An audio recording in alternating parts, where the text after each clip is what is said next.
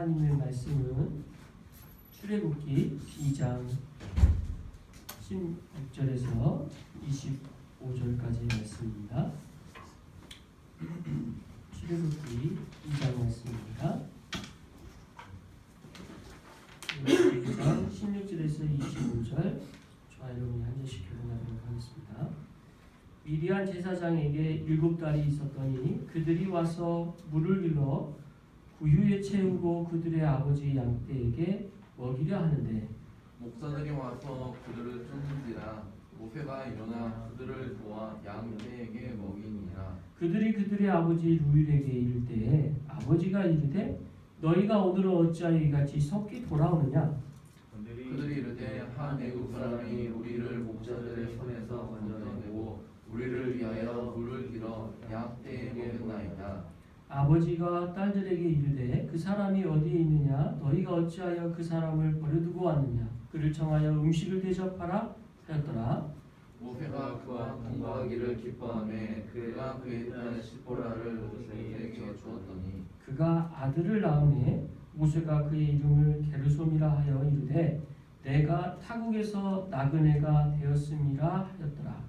여러 해 후에 애굽 왕을 죽었고 이스라엘 자손은 고된 노동으로 말미암아 탄식하며 부르짖으니 그 고된 노동으로 말미암아 부르짖는 소리가 하나님께 성달된지라. 하나님이 그들의 고통 소리를 들으시고 하나님이 아브라함과 이삭과 야곱에게 세운 그의 언약을 기억하사 하나님이 이스라엘 자손을 돌보셨고 하나님이 그들을 기억하셨더라. 아멘. 주님의 은혜로 한 주간 지켜주시고 이끌어주심에 감사드립니다.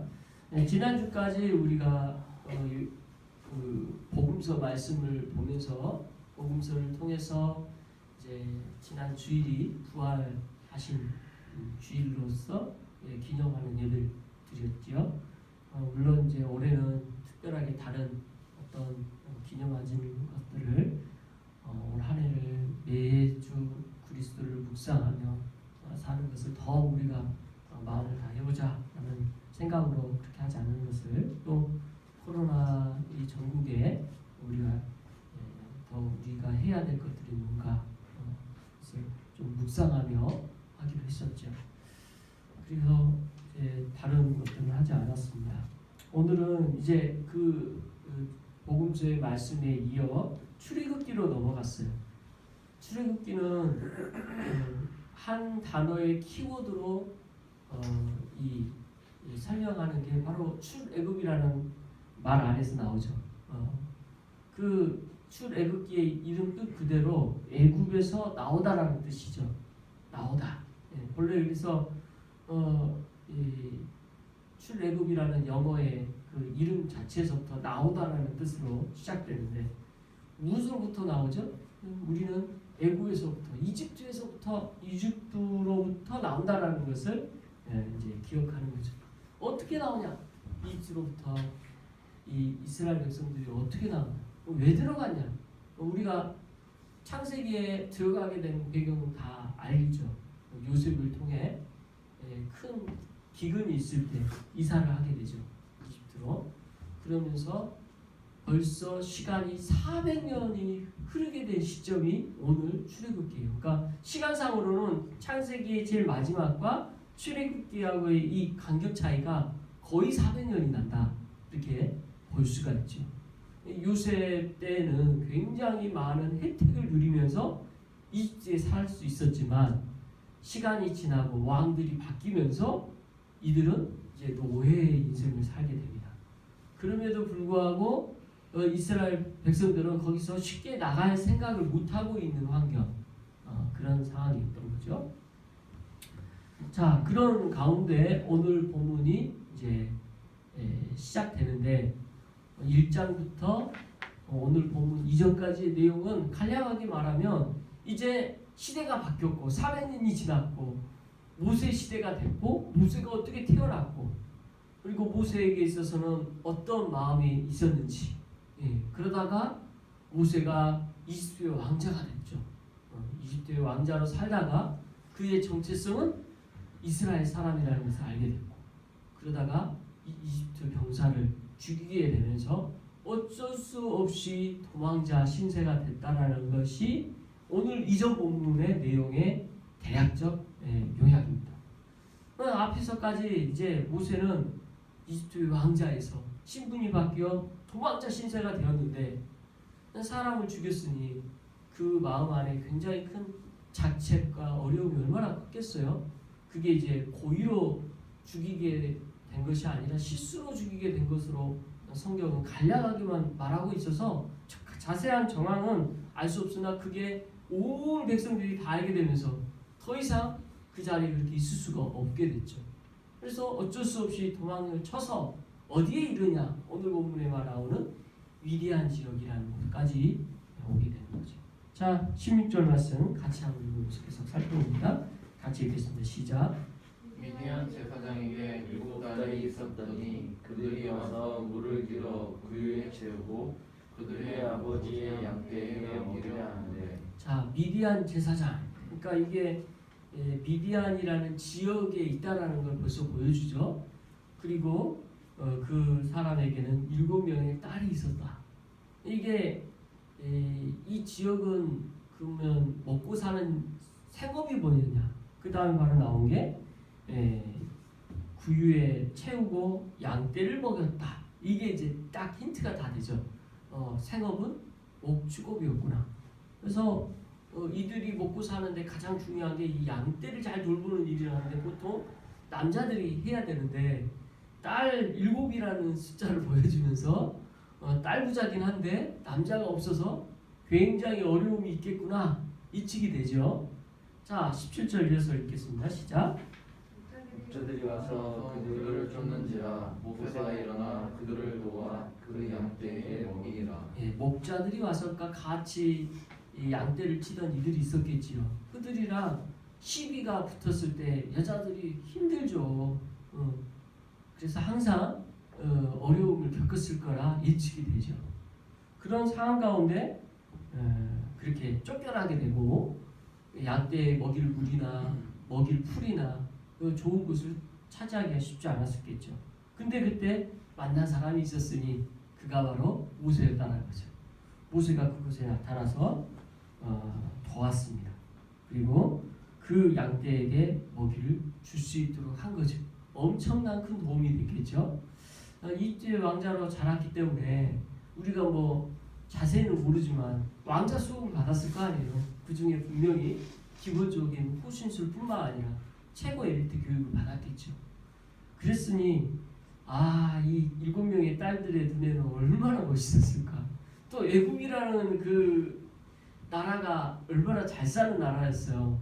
벌써 외모가 출중했을 것 같고 모든 것에 선진 문화를 갖고 있는 그런 딱 분위기가 있잖아요. 벌써 젠틀하면서 그랬을 것 같아. 제 상상입니다만 아무튼 이 미디안 지역에 살았던 이 여인들에게서는 깜짝 놀란 너무 멋있는 이제 모세가 나타난 거죠. 자, 이렇게 해서 도와줬으니 얼마나 좋았겠습니까? 이어서 18절 같이 읽어보겠습니다. 시작. 그들이 그들의 아버지 르우엘에게 이를 때 아버지가 이르되 너희가 오늘은 어찌하여 이것이 코끼리 돌아오느냐. 자, 아버지가 묻습니다. 어떻게 이렇게 빨리 왔냐? 이 말 안에는 여러 가지 의미가 내포됐죠.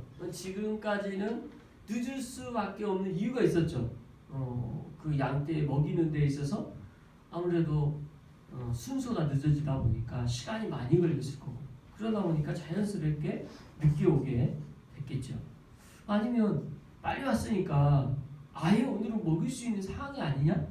뭐 어떤 특별한 상황이 있었을 거라 예측이 되니까 물어본 거죠. 거기에 이제 19절 그들이 이렇게 말합니다. 같이 읽어봅니다. 시작. 그에게 한 애국 사람이 우리를 목자들의 손에서 건져내고 우리를 위하여 물을 길어 양떼에 먹였나이까. 자, 여기서 이 여인들이 이제 모세에 대한 소개가 너무 재밌어요. 애굽 사람. 마치 우리 시골에서 살고 있는데 서울 사람 왔다 뭐 이런 느낌으로 지금 애굽 사람 부르는 그런 느낌이지 않겠어요? 지금 그 사람의 신분 뭐 이게 필요 없어. 애굽 사람이죠. 애굽 사람. 이 애굽 사람이라는 것에 주목하라 하면서 그 사람이 우리를 이렇게 돌았다는 거야. 그래서 우리가 빨리 올 수 있었다는 거야. 여기에 이제 이제 이들이 거기에 주목하고 있음을 보여줍니다. 그때 이제 아버지가 20절 이렇게 말하잖아요. 같이 읽어봅니다. 시작. 아버지가 딸들에게 이르되 그 사람이 어디에 있느냐 너희가 어찌하여 그 사람을 버려두고 왔냐 그를 청하여 음식을 대접하라 하였다. 예, 아버지인 노엘은 지금 딱 상황을 보고 이건 당연히 우리가 대접을 해야 되고 환대를 해줘야 되는데 도움을 받고 그냥 모른 채 할 수 없으니 대접을 해야겠다. 어딨냐? 그래서 아마 뭐 멀리 가지 않았을 거 아니에요. 근처에 있었던 모세를 바로 데려올 수 있도록 했을 것 같습니다. 자, 그렇게 해서 모세에게 이제 이 발 안에 이제 이 미디안 지역에 첫 발을 내딛는 배경이 쫙 나오죠. 자, 이어서 21절 읽어봅니다. 시작. 모세가 그와 동거하기를 기뻐하며 그가 그의 딸 시보라를 모세에게 주었더니 네, 결국 이제 모세는 그 딸 중에 십보라는 여인을 아내로 맞이하게 되고 또 모세도 굉장히 이걸 즐거이 기쁨으로 받아들였던 거죠. 우리 모세의 마음을 한번 생각해 보세요. 이집트의 왕자로 살다가 실은 이집트의 왕자로 살면서 그 안에는 하나님이 주신 약속의 말씀을 늘 기억한 게 있었어요. 왜냐하면 모세는 자기 이름에서부터 물에서 건져내어진 받은 자야. 그죠? 하나님의 은혜로 살았고 이스라엘이라는 이 자기의 동족들을 구해야 되는 일종의 성령이 있었단 말이에요. 그래서 그걸 하고자 하는 마음을 갖고 준비하고 있었어요. 이때가 아닌가 하고 준비를 하다가 어떻게든 그걸 하려고 했었는데 해보지도 제대로 못하고 사람을 죽이게 되는 사건으로 말미암아 아무것도 못하고 도망자가 되어버렸단 말이에요. 그러면 지금 모세의 마음은 어떨까요? 굉장히 비참해요. 실은 낙심하고 내 삶의 목표를 잃어버린 것 같아요. 참 우리가 삶의 목표를 잃어버렸을 때 그 허망함 그리고 거기서 오는 힘듦 굉장히 어렵잖아요. 저는 제가 중고등학교 시절 때 이게 어떤 사춘기의 그런 기간을 보내면서 제 자신을 돌아볼 때 가장 어려웠던 게 뭐냐면요. 나의 미래에 대한 두려움이 굉장히 컸던 것 같아요. 그 미래에 대한 두려움이 다른 걸로 나타난 게 아니고 나는 어떻게 살아야 되냐 이 질문에 대한 것을 스스로 두려워하며 살았던 것 같습니다. 누구도 그걸 말하지 않은데도 저 혼자 그렇게 두려워했던 것 같아요. 미래에 대한 찾아오는 언습하는 나에 대한 내 자신에 대한 두려움 어떻게 살아야 되지? 아버지가 스트레스 준 것도 아니고 어머니가 스트레스 준 것도 아니고 근데 그 할머니가 꼭 이런 이야기를 하셨어요. 제가 장남이니까 하조마 네가 잘 돼야 네가 우리 집 대도 네가 잘 돼야 된다 이런 이야기 이게 아마 제 마음 안에 기숙한 데서부터 오는 어떤 어려움이 있었던 것 같아요. 아무튼 그런 사춘기의 시절을 제가 보내면서 나도 모르는 미래에 대한 두려움이 생겼었던 거죠. 여러분은 어떻습니까? 그런 두려움이 있었습니까? 왜 갑자기 그런 이야기를 하냐면 지금 모세는 자기가 뭔가 이루어야 된다는 어쩌면 꿈이고 어쩌면 야망이고 목표가 있었던 거죠. 근데 목표가 없는 것도 이렇게 두려운데 목표가 있었는데 사라졌으니 얼마나 그의 삶의 낙심과 두려움이 컸겠어요. 삶의 의욕을 잃었을 거라는 거죠. 없는 것도 두렵지만 있다가 사라지면 더 두려울 것 같아요. 그 낙심이 더 클 것 같아요. 그런 낙심 가운데 있는데 이 미디안이라는 지역에 처음으로 안식을 얻게 된 거죠. 처음으로 마음의 평안을 얻게 된 거예요. 그게 어디서 나와요? 21절에 그와 동거하기를 기뻐하며 그의 마음이 이제 나와요. 여기서 비로소 좀 마음의 평안을 찾은 거예요. 기뻐했어요.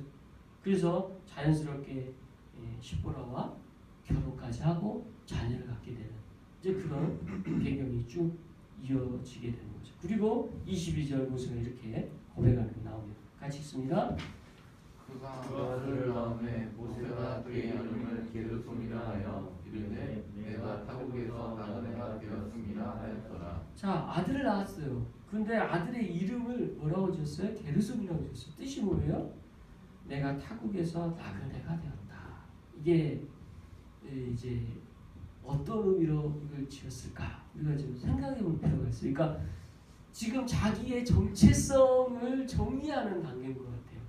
그러니까 앞에서 지금 제가 간략하게 출애굽기 1장부터 2장의 모세의 어떤 생애와 관련해서 쭉 언급을 했잖아요. 처음에 그는 이집트의 자녀로 태어나서 그 이집트의 왕자가 되었죠. 왕자로 자랐어요. 그러다가 이제는 도망자가 되었고 도망자에서 이제는 뭐가 돼요? 나그네가 됐어요. 이게 이제 지금 현재 자기 정체성. 여기서 나그네가 되었다. 나는 객이 되었다. 내가 객이 되어서 타국에서 이렇게 나그네가 라는 것은 어떤 의미일까요? 잘 이 의미를 생각해 볼 필요가 있어요. 결국 나그네라는 것은 가야 될 고향이 있습니까? 없습니까? 내 진짜 고향이 있는 거예요. 내가 가야 될 곳이 있는 거예요. 우리에게도 마찬가지죠. 우리의 본향은 어디입니까? 하나님의 나라예요. 대한민국은 우리가 잠깐 있을 나그네 곳이죠. 또 저희가 주님의 은혜로 타국에 살 수도 있어요. 미국으로 갈 수도 있고 스페인으로 갈 수도 있고 유럽으로 갈 수도 있고 동남아시아로 갈 수도 있고 가까운 일본으로 갈 수도 있어요. 그 어디를 가든 우리는 물론 이것이 조국이어서 좀 더 본향 같겠죠. 그러나 결국 우리는 하나님의 나라를 보면서 간다고 생각할 때 어디를 가든 우리는 나그네 거죠. 이 땅의 삶이. 그런 의미로 볼 때 지금 모세에게서는 1차적으로 이 사람 안에도 하나님의 본향에 대한 생각이 있었을까? 그걸 생각을 해보게 되고요. 2차적으로는 문자적으로 볼 때는 나는 이 예굽이라는 땅 그리고 거기에 있는 우리 동족들을 생각할 때 그들에게서 떨어져 있기 때문에 나그네라고 생각할 수도 있겠죠. 당연히 그게 더 오늘 본문에서는 자연스러운 흐름이겠죠. 그래서 나는 하나님이 주신 소명과 사명이 있는데 잠깐은 나그네로 살 수밖에 없구나. 이게 하나님의 뜻이구나 라는 것을 인정하고 있는 거 아니겠어요? 그래서 하나님의 나라에 그 본국에 들어가지 못하고 지금 아직은 나그네로 살고 있지만 언젠가는 들어가야 될 것을 자기 자신도 알고 있다라는 것이 정체성으로 나타나는 거죠. 저 여러분은 어떻습니까? 우리의 정체성은 뭡니까? 우리의 본향은 어디입니까? 하나님의 나라죠. 우리도 여전히 이 땅 가운데 나그네의 삶이라는 것을 기억하시기 바랍니다. 오늘 인생 가운데 모세에게 겪어지는 이 과정은 굉장히 어렵고 힘들었을 겁니다. 가장 어려운 이 과정 가운데 그는 그래도 중요한 결론을 내요. 나는 나그네구나. 우리 어떤 어려운 가운데 있습니까? 거기에 가장 큰 하나님 주신 위로 중에 하나가 뭐냐? 우리는 나그네라는 사실이죠. 가야 될 우리의 본향이 있다는 사실을 기억하시기 바랍니다. 이어서 23절 같이 읽겠습니다. 시작. 여러 대로의 애굽왕은 죽었고 이스라엘 자손은 고된 노동으로 말미암아 한식하며 부르짖으니 그 고된 노동으로 말미암아 부르짖는 소리가 하나님께 상달된지라. 자, 그래서 23절부터 25절까지는 이제 모세 이야기에서 예굽으로 넘어가고 있어요. 어떤 내용이냐? 애굽 왕이 이제 몇 해가 지나서 죽었다. 이게 여러 해라고 했으니까 정확한 언젠지는 잘 모르겠죠. 그리고 그 이후에 어떤 일이 일어나요? 이스라엘 자손들에게 있어서 노동이 더 힘들게 됐다는 것을 알게 되고 또 그것 때문에 부르짖고 탄식하고 고통을 받고 그걸 하나님께 부르짖는 것을 하나님이 들으셨다. 이렇게 표현합니다. 하나님께서는 지금 오늘 이 표현을 딱 들을 때는 완전히 너무 사람과 같지 않아요? 귀가 있으시고 들으실 것을 아시고 이제 이 표현인 것처럼 하나님은 우리에게 있어서 우리의 감정도 고스란히 아시고 우리의 아픔을 아시고 우리의 모든 것들을 아심을 보여주고 있습니다. 그래서 저 여러분 고통스러울 때 있잖아요. 힘들 때 있잖아요. 주님 다 아십니다. 다 아셔. 그리고 그걸 상달 받으세요. 그때 우리가 하는 기도 들으시는 거예요. 고통 가운데 있고 괴로움 가운데 있고 아픔 가운데 있을 때 그냥 주님 모르시다고 생각할 수 있어요. 너무 괴로우니까. 주님 어쩌면 저에게 이런 일이 일어날 수 있습니까? 너무 힘듭니다.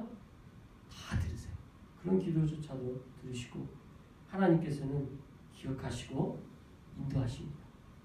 마지막 24절 25절 같이 읽겠습니다. 시작. 하나님이 그들의 고통 소리를 들으시고 하나님이 아브라함과 이삭과 야곱에게 세운 그의 언약을 기억하사 하나님이 이스라엘 자손을 돌보셨고 하나님이 그들을 기억하셨더라. 하나님께서는 지금 이제 들으시고 기억하시고 그 자녀들을 돌보시고 약속했던 것을 생각하셨다 말씀하시죠. 자, 본래 아브라함의 하나님, 이삭의 하나님, 야곱의 하나님 그 각각의 하나님으로 우리는 출애굽기에서 또 만납니다. 그죠? 네. 그냥 조상의 하나님이 아니에요. 살아계신 하나님 그 기억하시기 바랍니다. 이 말 안에는 지금 이 순간에도 살아계신 주예요. 살아계신 주 이게 예수님의 부활에 살아계신 주를 우리가 그 찬양에서는 감격하며 부르지만 더 기본적으로 우리에게 이 말씀의 약속은 저와 여러분과 함께하고 이 순간에도 함께하고 살아계신 주라는 거예요. 그리고 그 약속을 기억하시고 그 약속대로 인도하시는 주님이라는 거죠. 오늘 출애굽기에서도 그 약속을 우리는 다시 봅니다. 저와 여러분이 어떤 약속을 하셨어요? 너는 나의 아들이야. 너는 나의 딸이야. 이 약속. 부르심을 받았다는 약속. 자녀됨의 약속. 구원의 약속. 하나님의 자녀된 권세를 얻게 되는 약속. 이 모든 약속이 하나님 우리에게 주신 최고의 감격의 약속이죠.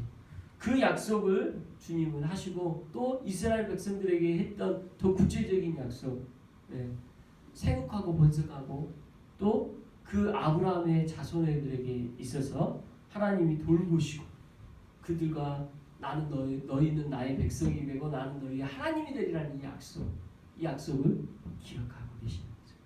우리 그 안에 다 있는 거예요. 그들에게는 단순하게 그렇게 약속됐지만 우리는 더 구체적으로 자녀됨으로 구원으로 약속된 거죠. 그 약속 안에 우리가 있음을 기억할 때 우리가 어렵고 힘든 그런 가정 가운데 있다 할지라도 묵묵히 주님과 걸음걸음 나갈 줄 믿습니다. 우리 이 말씀 기억하면서 이 한 주의 삶 가운데도 주님과 동행하는 은혜가 있으신 그리스도 이름으로 축원합니다. 기도하겠습니다. 사랑과 은혜가 풍성하신 하나님 아버지